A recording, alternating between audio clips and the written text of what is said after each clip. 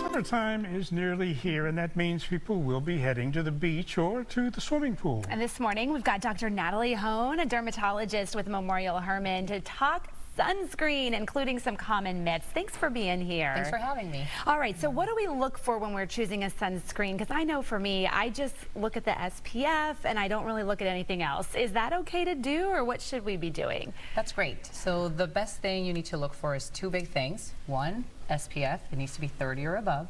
And then two, that it is a broad spectrum. So that means it'll cover for UVA and UVB. Most sunscreens will have these things. Okay. Okay, now with, let's say, adult medications, there's one level and then there's another level for child medications. Does that also apply to sunscreens? A different one for adults as for children?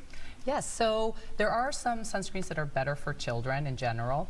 Really, sunscreens get divided into two big groups: physical sunscreens and chemical sunscreens. Physical are like a shield to your skin. It's very nice, and for sensitive skin, like children's skin. So that's really what I would recommend. And then for adults, you can use any type, but chemical sunscreens tend to rub in a little bit better. And that's why sometimes if you put the adult sunscreen on the kids, they'll say it hurts, it stings, it burns, right? Exactly. Okay, so you've brought in some examples here, and we're going to debunk some myths as well here. So higher SPF, is that better? Yes, great question. I would say not really. As long as we're 30 or above, we are good. SPF 30 really covers 97% of the UV rays. Anything above that will get you a little bit more, but nothing can really get to 100. So it's just a little bit. Anything below 30 is just not enough.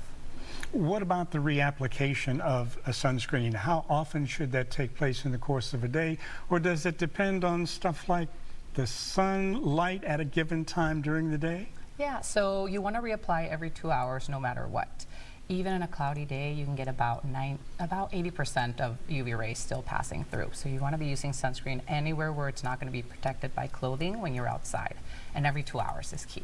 Now, you've brought in sprays. Yes. You've brought in more of like a cream you rub in. You've even brought in like makeup, sunscreen. Yeah. Okay, so is all of this okay, or all is some of this great. you want to warn people about? Everything I brought in today is SPF 30 or above, and it's broad spectrum. And so I just wanted to talk a little bit about different options, because really at the end of the day is what's going to be easier to apply and what you like for your own skin.